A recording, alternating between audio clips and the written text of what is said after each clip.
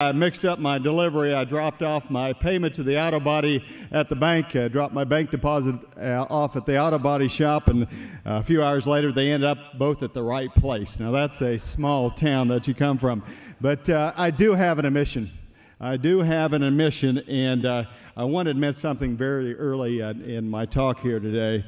That is, I happen to agree with Mr. Edwards. You know, that's the guy that ran for president before he ran for jail. And, but Mr. Edwards said this. He said, let me explain. He said, there are two Americas.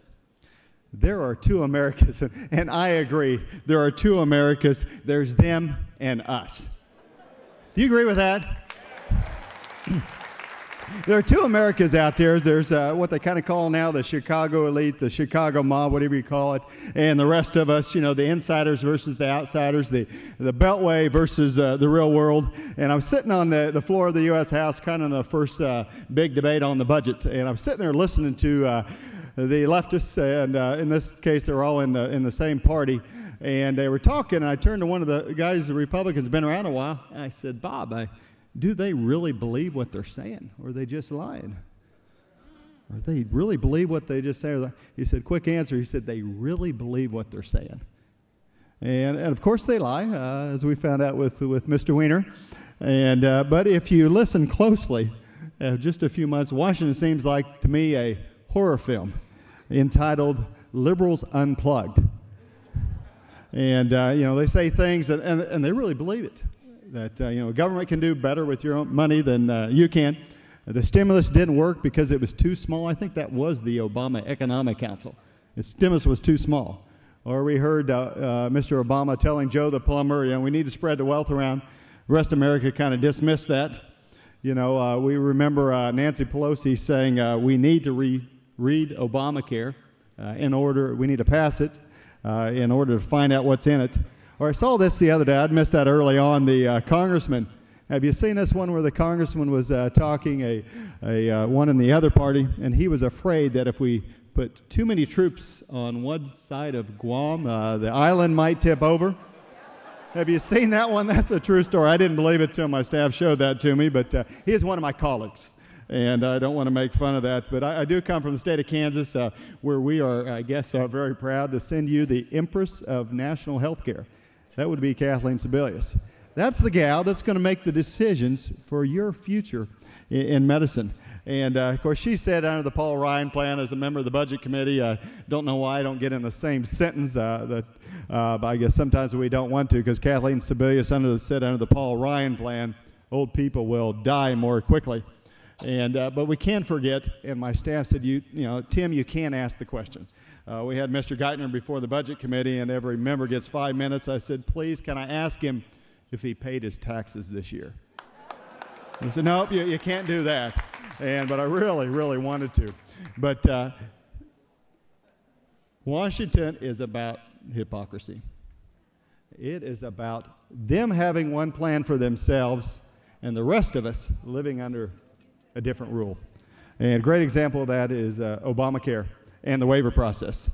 Back in January, I think they do that all freshmen. Somebody from the White House comes knocking at the door and says, hey, I'm a representative of the White House. I just want to come and say hello. We're here to help if you need anything. And they getting ready to head out the door. I pulled out a chair. I said, I've been waiting on you. I've been waiting on you. And one of the first things I said, you know, it's January, and we're still waiting to hear. Tell me about these waivers. You know, later on, as I said on the House floor, I said if what we really need is a waiver for all. And why don't you tell me a little bit about the Obamacare waiver process? They hadn't made them public yet. Shortly thereafter, they began to slowly release those. But if you want to talk about hypocrisy, if you want to identify the left, this is a perfect example.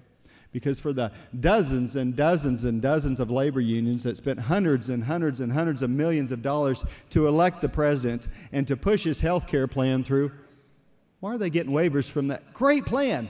And the White House really couldn't answer that question, but they slowly released that. And as we found out yesterday, after we threatened to have a press conference next week, which we'll still do, we learned out we have 1,433 waivers granted from Obamacare.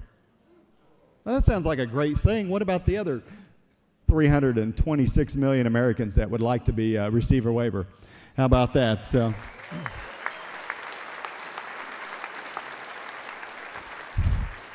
talk about that story, talk about that. Talk about another story. I come from a very rural area of the country. I was doing a town hall. I've done 58 town halls this year. I kind of wonder why you're doing that, but this is what the process should be, going out and visiting with rural Americans.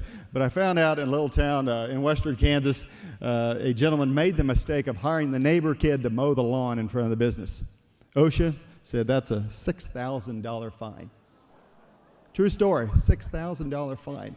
I said, gosh, why didn't you just pay him cash like everybody else does? Or the $100,000 fine for, and I used to do this when I was a kid, for that family in Nixon, Missouri, for illegally raising rabbits. True story, true story. And that's what we expect coming out of Washington. It reminds me, Lisa Jackson, the head of the Environmental Protection Agency, came before my Ag Committee. As the chairman said, that'll be her last time here after we all ask questions. But the Congressman, much smarter than me, asked questions. Madam Chairman, tell us about coarse particulates. Are you going to regulate those? And she went on and on saying, oh, yeah, we're regulating that. What the administrator did not know, coarse particulates is what we call out in the real world. We call that dust.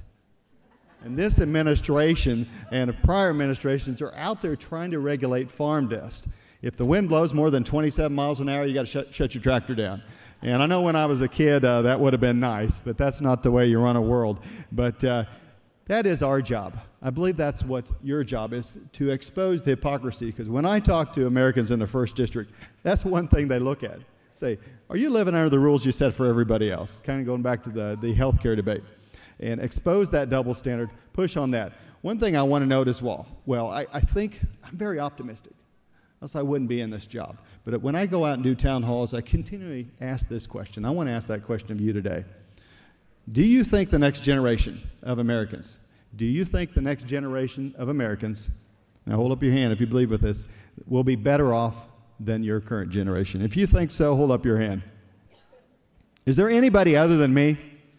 Is there anybody other than me? Friends, this is what I see over and over. Thank you.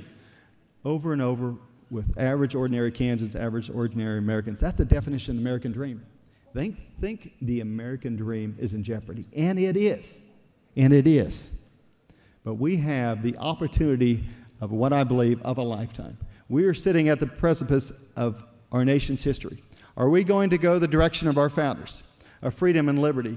Or are we going the direction of slavery, socialism? That's the choice we have today. And as we move forward and talk about the debt ceiling in Washington, Mr. Bernanke says, you know what? Don't use the debt ceiling as a lever to change America. And I've often been accused of being a contrarian, but Mr. Bernanke, that's exactly what we plan on doing.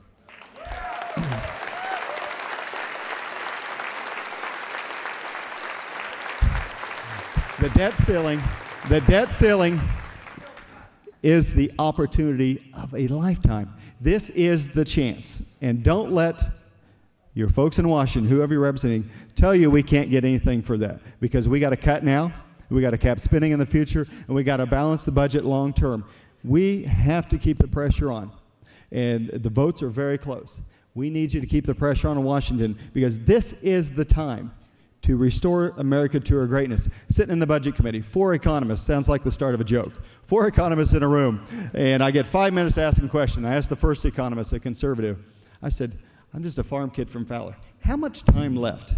How much time left do we have as a nation if we don't face our debt crisis? The first economist said, act like you have no time left.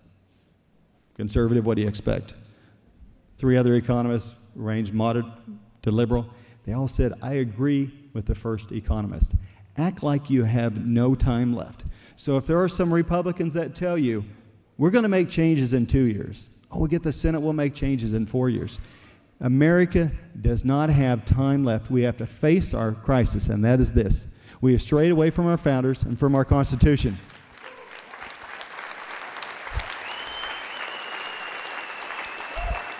We have strayed away from our Constitution. We have obliterated the 10th Amendment, and we are ready to obliterate the future for our children and grandchildren unless we face our debt crisis. And it's not a revenue problem. It is a spending problem. It is a power problem. It's Washington trying to tell us what to do with our own money.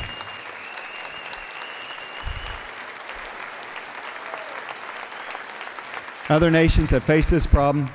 Greece is we're not far off from Greece. I don't want to be a doomsdayer because I'm very confident and very encouraged that even though the American people think the American dream is in jeopardy, I'm looking at folks in this room that have the power, have the capacity to restore America to her greatness, to what the founders promised, those principles of limited government, individual liberties, and free enterprise. That's how we're going to restore America to her greatness. And that's the question I have today. But one last thing, one last story. Mark Twain always said, he said, do the right thing. He said it will gratify some people and astonish the rest.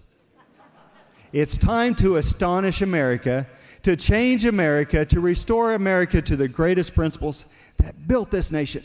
And that's not in Washington, D.C. That's not in our nation's capitals. It's not in our state capitals. It's in every business, every home, every community in which you live.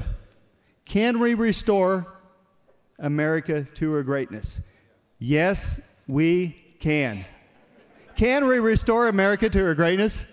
Yes, we can. Can we take back this nation from the left? Yes, we can. Can we restore America to the principles of freedom and prosperity? Yes, we can, and we're going to do it. God bless you. God bless our nation. This is America. We are taking it back. Thank you so much.